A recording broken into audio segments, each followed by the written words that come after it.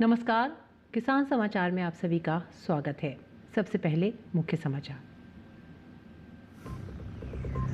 America के साथ द्विपक्षीय व्यापार समझौते पर केंद्रित वाणिज्य एवं उद्योग मंत्री पीयूष गोयल का बयान। कहा, देश के किसानों, मछुआरों और MSME क्षेत्र से जुड़े लोगों के हितों से नहीं किया जाएगा कोई समझौता। केंद्रीय कृषि एवं ग्रामीण विकास मंत्री ने गोरखपुर में ग्राम चौपाल में ग्रामीणों और किसानों से किया संवाद। शिवराज सिंह चौहान ने कहा, सरकार उत्पादन बढ़ाने, बेहतर बीज उपलब्ध कराने और लागत घटाने के लिए है लगातार प्रयासरत।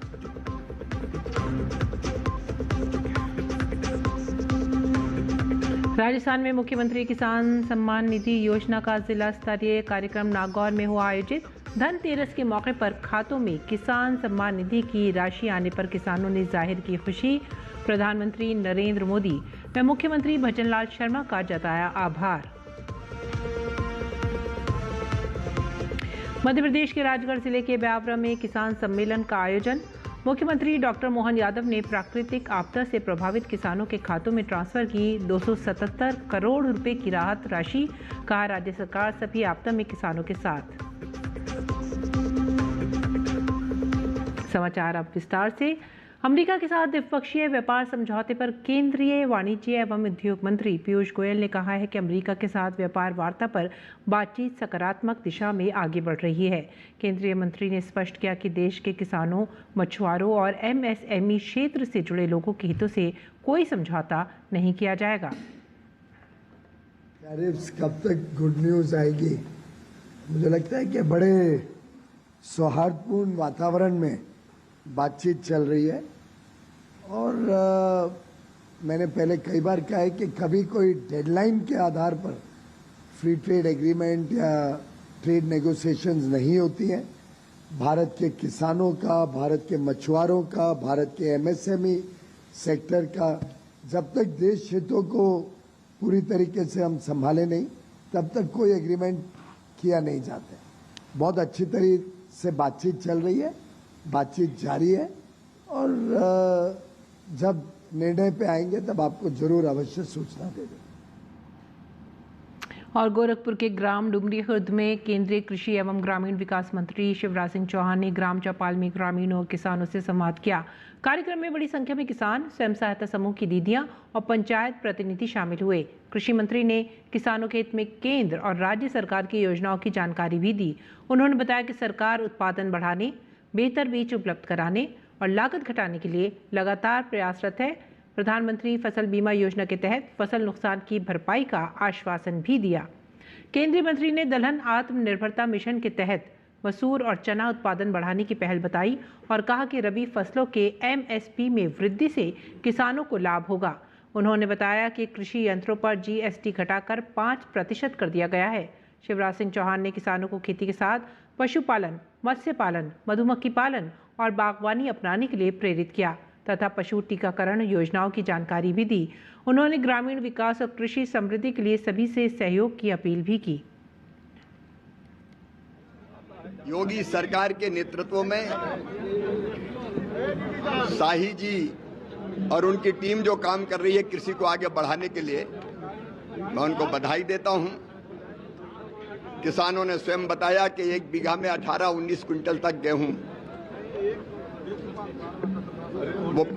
धान पैदा कर पाते हैं। गेहूं 12-13 क्विंटल बताया और केंद्र सरकार और राज्य सरकार की अनेकों योजनाओं का लाभ भी मिलता है और कुछ उन्हें अपनी समस्याओं से अवगत कराने का काम किया। जैसे यहाँ सरसों बहुत होता है, सरसों से शहद बनता है और शहद ज्यादा बन जाता है तो शहद ऐसा बनता है कि वो नीचे सरसों का जमता है तो वो प्योर है। इसके लिए कोई रिसर्च होना चाहिए। एक्सपोर्ट की बात की, FPO भी यहाँ खुशी की बात है कि काम कर रहे हैं साथ मिलके और वो भी फूड प्रोसेसिंग की तरफ जाना चाहते हैं।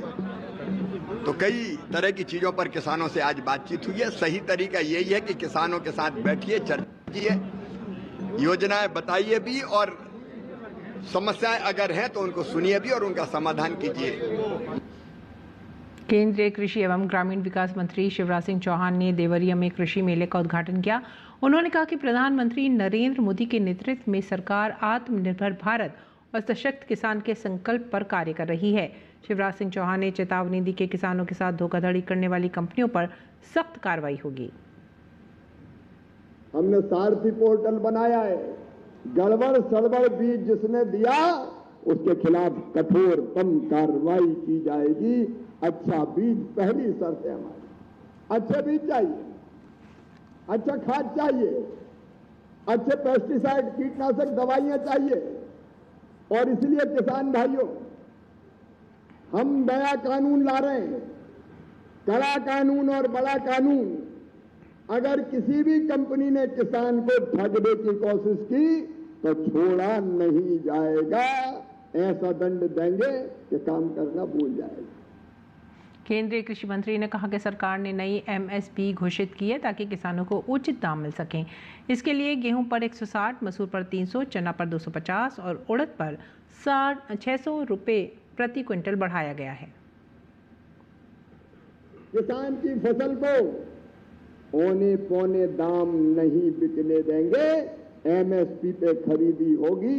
और इसलिए इसी साल अभी जो नई MSP घोषित की है 160 रुपया कुंटल, पिछले साल से इस साल गेहूं पे बढ़ाए 160 रुपया कुंटल गेहूं पे, मसूर पे 300 रुपया कुंटल, चने पे हमने 250 रुपया कुंटल, कसम पे 600 रुपया कुंटल।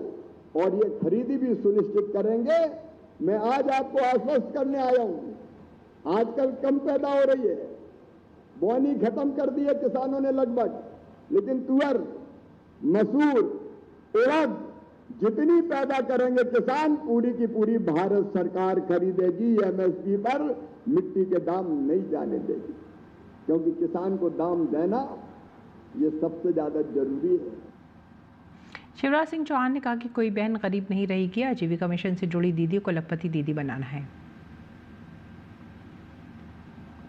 प्रधानमंत्री जी के नेतृत्व में यूपी में भी चल रहा है, कोई बहन गरीब नहीं रहेगी।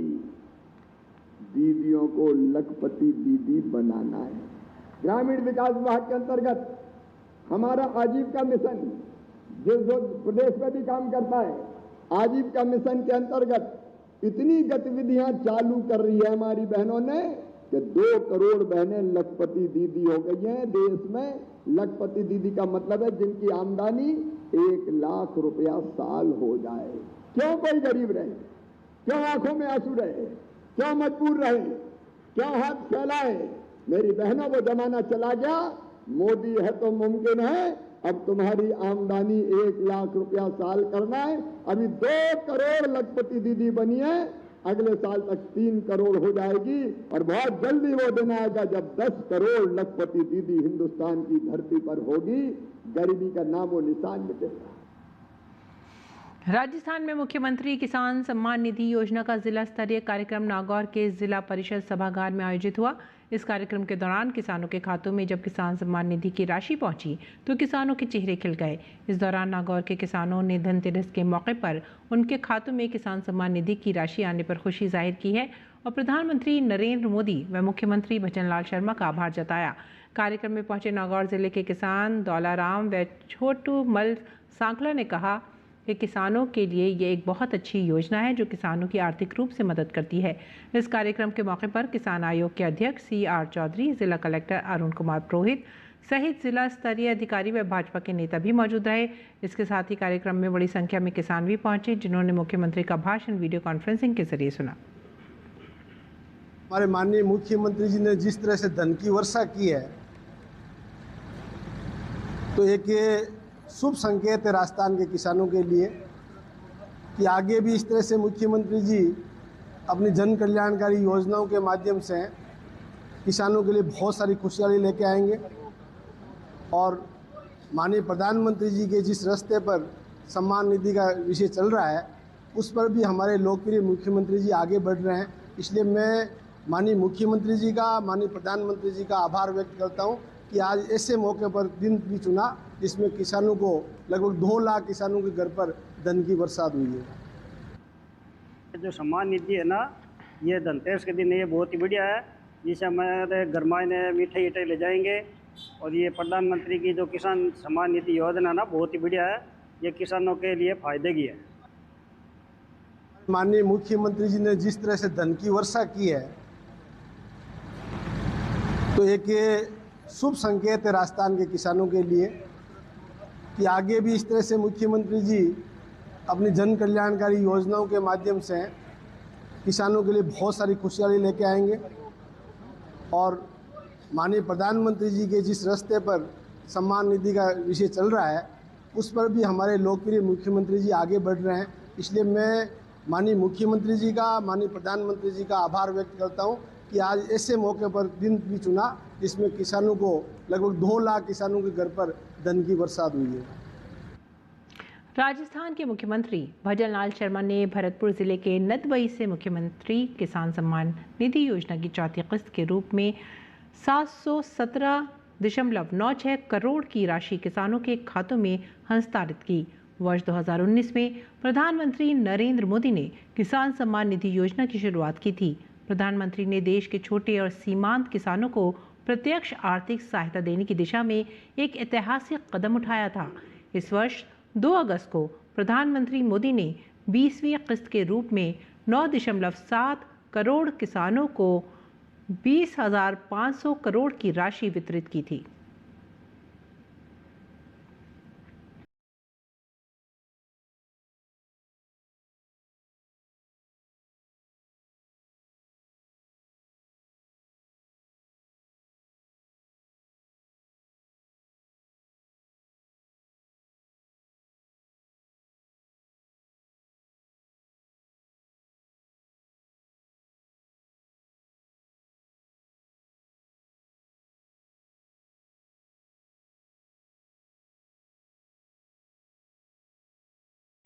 किसान हमेशा। और आइए अब रुख करते हैं मध्य प्रदेश का। मध्य प्रदेश के राजगढ़ जिले के ब्यावरा में आयोजित किसान सम्मेलन में मुख्यमंत्री डॉक्टर मोहन यादव ने कहा कि राज्य सरकार हर आपदा में किसानों के साथ है। उन्होंने कहा कि अब प्रदेश में हर खेत को सिंचाई का पानी मिल रहा है। कार्यक्रम में मुख्यमंत्री ने प्राकृतिक आपदा से प्रभावित किसानों के खातों में 277 करोड़ रुपए की राहत राशि ट्रांसफर की। साथ ही 226.81 करोड़ रुपए के विकास कार्यों का भूमि पूजन और लोकार्पण किया। डॉक्टर यादव ने कहा कि अब प्रदेश में बिजली की कोई कमी नहीं है और किसान पहले से अधिक लाभ कमा रहे हैं।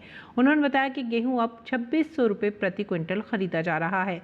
मुख्यमंत्री ने घोषणा की कि भाई दूज पर लाडली बहनों को 250 रुपये अतिरिक्त और आगे हर माह 1500 रुपये दिए जाएंगे। उन्होंने कहा कि केंद्र और राज्य मिलकर किसानों को सालाना 12,000 रुपये किसान सम्मान निधि के रूप में दे रहे हैं।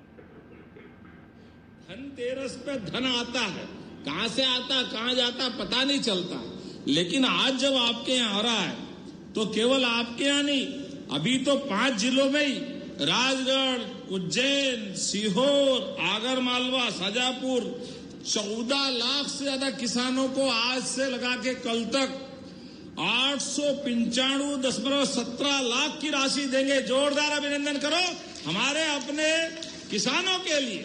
ये हमारी सरकार की प्रतिबद्धता है, ये हमारी भावना है। अभी फसल कट के अपने खले में आई, थोड़ी बहुत बेची हो नहीं बेची हो, लेकिन राहत राशि फसल के पहले अपने खाते में आ जाए, ये तो पूरे देश में सबसे पहले कहीं हो रहा है। मुझे प्रसन्नता है ये आपके अपने प्रदेश मध्य प्रदेश में हो रहा है। मैं आप सबको बधाई देना चाह रहा हूं।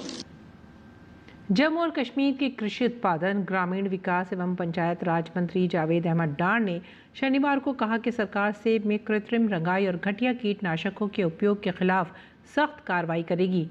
उन्होंने इन प्रथाओं को उद्योग और उपभोक्ताओं दोनों के लिए हानिकारक बताया।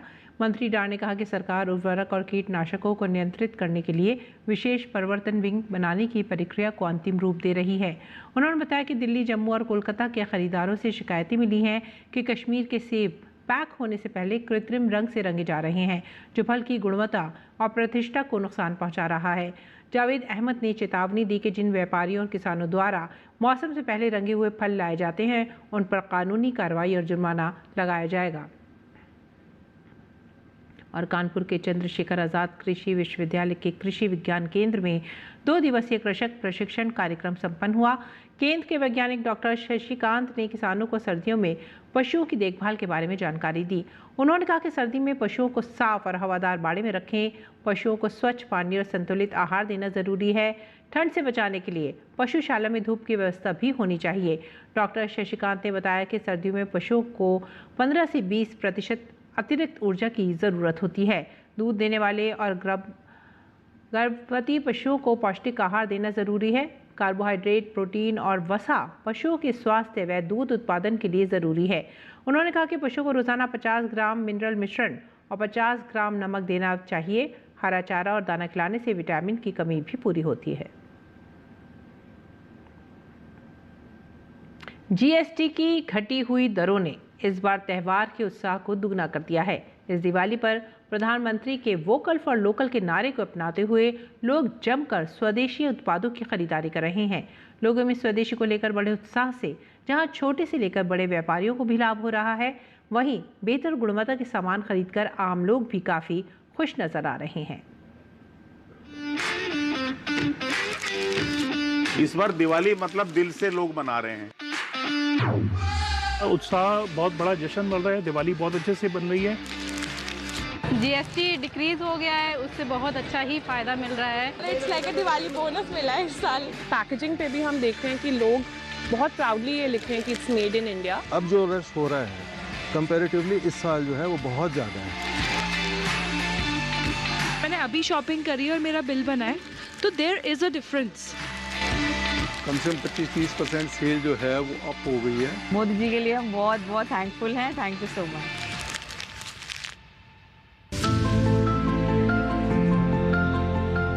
इस जीएसटी बचत उत्सव में आपकी बचत बढ़ेगी और आप अपनी पसंद की चीजों को और ज्यादा आसानी से खरीद पाएंगे। इतना अच्छा एटमॉस्फेयर बना दिया। अब देखिए, पहले मार्केट खाली पड़ी रहती थी, अभी जीएसटी कम हुआ तो मार्केट में चहल पहल काफ़ी बढ़ गई है। मेट्रो के अंदर 3-3 घंटे की लाइनें लग रही है, मार्केट के अंदर चलने की जगह नहीं है। इस बार लग रहा है कि बिल्कुल डबल भीड़ है यहाँ पे। सबसे बड़ी बात है कि व्यापारी अगर 100 हैं तो ग्राहक 10,000 है। नो डाउट जीएसटी का जो स्लैब कम करा है इन्होंने, उससे सेल तो बहुत ज़्यादा इम्प्रूव हुई है। 20 से 30% सेल बढ़ी है। तो गारमेंट्स में कम हुआ है तो हमें भी वो सारे प्राइस पे रिड्यूस कर दिए। अब जैसे ये है, ये रेंज है, अब इसके अंदर क्या है 25 से कम का है, तो आपका 5% में आ गया। जो 2000 का जूता था उस पर 360 रुपये जीएसटी पड़ रही थी पहले, क्योंकि 18% था। अब जो जूता है वो 2000 का 5% पे पड़ रही है। बर्तन की दुकान है, तो हमारी दुकान पे जैसे पहले 12% जीएसटी होता था, तो अब उसको जो है उसको कम करके हमने इसका कंपनी ने 5% जीएसटी किया। जीएसटी की वजह से आई थिंक बचत हो रही है, क्योंकि रेट ऑलरेडी कम हो चुके हैं पहले से। प्रोडक्ट्स का प्राइस ही कम हो गया, तो अब कस्टमर 2 की जगह 4 प्रोडक्ट लेते हैं। 2%, 5% के पीछे भी दौड़ते रहते हैं। यहाँ पे 10-10, 12-12% का अगर रिडक्शन मिल रहा है तो खुशी तो होनी है। बहुत बढ़िया डिसीजन। कस्टमर को एटलीस्ट मिनिमम आप समझिए 15 से 20% का प्रॉफिट होगा। जो चीज़ें कस्टमर के बजट से थोड़ी बाहर थी वो बजट में आ गई है। जीएसटी रिडक्शन की वजह से लोगों के सेंटीमेंट जो है बहुत हाई है। जनता के लिए सोच रहे हैं लोग, अदरवाइज पहले की सरकारें ऐसा नहीं करती थी। थैंक्स टू आवर पीएम, हमें बहुत ही अच्छा लगता है कि ये सामान के ऊपर हमें जीएसटी है जो 5% तक ही देना पड़ता है। हम किसी और पर निर्भर न रहें, ये अब बहुत आवश्यक है और उसका रास्ता जाता है स्वदेशी के मंत्र से, और इसलिए हमें स्वदेशी के मंत्र को भूलना नहीं है। आजकल ट्रेंड ही हो गया अब तो स्वदेशी का, make in India, made in India. लोग आज से पूछते हैं कि भैया माल कहाँ का बना हुआ है। स्वदेशी मतलब जो हम अपना पहने, अपना खाएं और अपना जो कल्चर है उससे जुड़े रहें। कस्टमर बाय करने से पहले ही हमसे पूछ रहे थे, भैया ये कहीं और का तो नहीं है? तो हम कहते नहीं जी, हम तो 100% पूरा स्वदेशी और अपना यहाँ का बना हुआ ही माल रखते हैं। क्राफ्ट का नाम है फुलकारी। ये एक ट्रेडिशनल स्टिच है पंजाब का। ये क्राफ्ट खत्म होते जा रहे थे। जब स्वदेशी अपनाएं, अपने घर में स्वदेशी लाएं और देश को विकसित बनाएं, ये नारा मोदी जी ने दिया है। पर मोदी जी ने ये नारा देके इस क्राफ्ट को जिंदा भी कर दिया। लोग अब धीरे धीरे स्वदेशी की तरफ मूव ऑन हो रहे हैं। स्वदेशी की जो डिमांड करी मोदी जी ने वो बहुत अच्छी है, देश को आगे ले जाने वाली है। गर्व से कहो हम स्वदेशी हैं। हम गर्व से कहते हैं हम स्वदेशी हैं।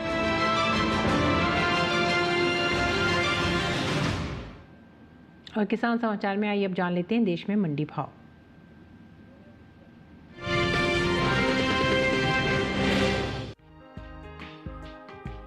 कृषि उपज मंडियों में इन दिनों प्याज की आवक सामान्य बनी हुई है।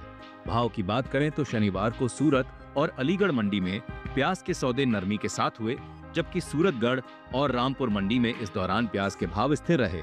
एगमार्कनेट के मुताबिक गुजरात की सूरत मंडी में प्याज का कारोबार नरमी के साथ हुआ। यहाँ 17 अक्टूबर को प्याज का भाव था 1350 रुपए। 18 अक्टूबर को प्याज का भाव 100 रुपए लुढ़क कर 1250 रुपए रह गया। राजस्थान की सूरतगढ़ मंडी में प्याज के सौदों में स्थिरता देखी गई। यहाँ 17 अक्टूबर को प्याज का भाव रहा 900 रुपए, जो कि 18 अक्टूबर को भी 900 रुपए पर बरकरार रहा। उत्तर प्रदेश की अलीगढ़ मंडी में प्याज का कारोबार गिरावट के साथ हुआ। 17 अक्टूबर को प्याज की खरीद 1350 रुपए पर हुई। 18 अक्टूबर को इसमें 10 रुपए की कमजोरी आई और भाव 1340 रुपए क्विंटल पर रह गया। जबकि उत्तर प्रदेश की रामपुर मंडी में इस दौरान प्याज स्थिर भाव पर बिकी। यहाँ दोनों दिन यानी 17 और 18 अक्टूबर को प्याज का भाव 1300 रुपए पर टिका रहा। साथ ही हरियाणा की गुरुग्राम मंडी में 18 अक्टूबर को प्याज का भाव रहा 1200 रुपए। वहीं पंजाब की गढ़शंकर मंडी में प्याज के सौदे 1200 रुपए पर हुए। चीन के बाद भारत दुनिया का दूसरा सबसे बड़ा प्याज की उपज करने वाला देश है। भारत के लगभग सभी राज्यों में प्याज की खेती की जाती है, लेकिन महाराष्ट्र देश का सबसे बड़ा राज्य है जहां प्याज की पैदावार सबसे ज्यादा होती है। यहां बड़े पैमाने पर प्याज की खेती की जाती है। महाराष्ट्र की बाकी मंडियों के मुकाबले लासलगांव मंडी में प्याज की सबसे ज्यादा आवक देखने को मिलती है। उसके बाद मध्य प्रदेश, कर्नाटक और गुजरात का स्थान आता है। वहीं बात प्याज की पैदावार की करें तो कृषि मंत्रालय की ओर से जारी दूसरे अग्रिम अनुमान के मुताबिक घरेलू स्तर पर साल 2023-24 के दौरान प्याज की पैदावार 242,67,000 टन हुई थी, जबकि साल 2024-25 में प्याज की पैदावार बढ़कर 307,72,000 टन होने का अनुमान है। यानी इस साल प्याज की पैदावार करीब 65,05,000 टन की बढ़ोतरी करीब 65,05,000 टन की बढ़ोतरी देखी जा सकती है।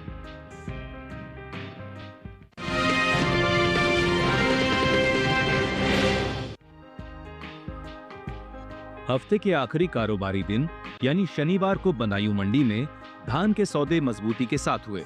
वहीं लखीमपुर मंडी में गिरावट रही, जबकि पुलपल्ली और जलालाबाद मंडी में धान के भाव में कोई बदलाव देखने को नहीं मिला। फिलहाल मंडियों में धान की आवक सामान्य देखने को मिल रही है। हाजिर भाव को देखें तो एगमार्कनेट के मुताबिक केरल की पुलपल्ली मंडी में 17 अक्टूबर को धान का भाव था 2,320 रुपए। 18 अक्टूबर को इसके भाव में कोई बदलाव नहीं आया और भाव 2,320 रुपए पर बना रहा।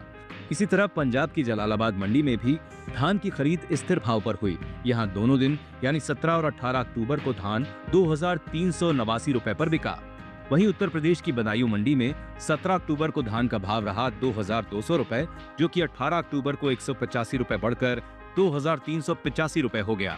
जबकि राज्य की लखीमपुर मंडी में 18 अक्टूबर को धान का भाव 20 रुपए टूटकर 1840 रुपए से 1820 रुपए पर आ गया। देश से होने वाले बासमती और गैर बासमती चावल का कुल निर्यात 1,62,00,000 टन के पार पहुंच गया है। एपीडा की ओर से जारी ताजा आंकड़ों के अनुसार साल 2024 में भारत ने कुल 52,42,048 मीट्रिक टन बासमती चावल का निर्यात किया है। इस निर्यात का मूल्य अमेरिकी डॉलर में $5,837 मिलियन आंका गया है। वहीं गैर बासमती चावल के निर्यात की बात करें तो साल 2024 के दौरान भारत ने गैर बासमती चावल का निर्यात 1,11,16,000 मीट्रिक टन से ज्यादा का किया है, जिसकी अमेरिकी डॉलर में कीमत $4,470 मिलियन है।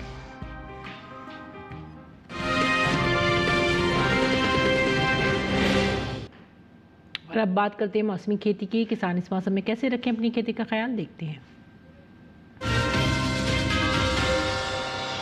नमस्कार, आप देख रहे हैं डीडी किसान। मैं हूं एआई कृष और आज हम भारत के विभिन्न राज्यों में होने वाली खेती किसानी से संबंधित सलाहों के बारे में पूरी जानकारी देंगे। पंजाब में लहसुन की रोपाई करें, साथ ही गाजर की बुवाई कर सकते हैं। यहां मूली की बुवाई कर लें। किसान शलगम बोएं। इस समय धान की कटाई करें। पंजाब में कपास की चुनाई कर सकते हैं। इसके अलावा फूल गोभी की रोपाई कर लें। इसी तरह टमाटर की रोपाई करें। वहीं मक्के की कटाई कर सकते हैं। अभी सोयाबीन की कटाई करते रहें। पंजाब में मूंग की कटाई कर लें, किसान धनिये की बुवाई कर सकते हैं। वहां पालक की बुवाई के लिए समय उचित है, यहीं सरसों की बुवाई कर लें। पंजाब के किसान प्याज की बुवाई करें, इसके साथ ही पत्ता गोभी की बुवाई कर सकते हैं। उत्तर प्रदेश में धान की कटाई करें, किसान मक्के की कटाई कर लें, वहीं बाजरे की कटाई कर सकते हैं। इसी तरह मूंग की कटाई कर लें। उत्तर प्रदेश में उड़द की कटाई करते रहें, यहां आलू की रोपाई कर सकते हैं। इसके अलावा शिमला मिर्च की रोपाई कर लें। किसान टमाटर की रोपाई करते रहें, अभी पत्ता गोभी की रोपाई करें। उत्तर प्रदेश के किसान बैंगन की रोपाई कर सकते हैं। इस समय हरी मिर्च की रोपाई कर लें, वहां मूंगफली की खुदाई करते रहें। इसके साथ ही सरसों की बुवाई कर लें। उत्तर प्रदेश में मटर की रोपाई कर सकते हैं। किसान गन्ने की रोपाई करते रहें, यहीं लहसुन की बुवाई कर लें। इसी तरह कृषि और किसानों से जुड़ी हर महत्वपूर्ण जानकारी के लिए हमारे साथ जुड़े रहिए और देखते रहिए डीडी किसान। धन्यवाद। और खेती किसानी के साथ आइए अब नजर डाल लेते हैं कुछ और महत्वपूर्ण खबरों पर। खास खबर में उज्जैन के महाकाल मंदिर को दिवाली से पहले लाइटों से सजा दिया गया है। महाकाल का पूरा मंदिर कई रंगों की रोशनी से नहाया हुआ मालूम हो रहा है। अयोध्या आईजी रेंज प्रवीण कुमार ने बताया कि हर साल अयोध्या दिए जलाने में एक नया रिकॉर्ड बनाती है और इस बार भी वही परंपरा जारी रहेगी। मणिपुर के इम्फाल वेस्ट में सेना के जवानों ने मंडोप युमफाम राहत शिविर में विस्थापित परिवारों और बच्चों के साथ दिवाली मनाई। बिहार चुनाव के लिए कांग्रेस ने एक और सूची जारी कर दी है। सूची में कांग्रेस ने 6 उम्मीदवारों को नामों का ऐलान कर दिया है। हिमाचल प्रदेश में मौजूद साज दर्रा को कड़ी मशक्कत के बाद प्रशासन ने खोला है। बर्फबारी के बाद ये दर्रा बंद हो गया था। इसी के साथ ही आप हमारी पूरी टीम को दीजिए आज्ञा। नमस्कार।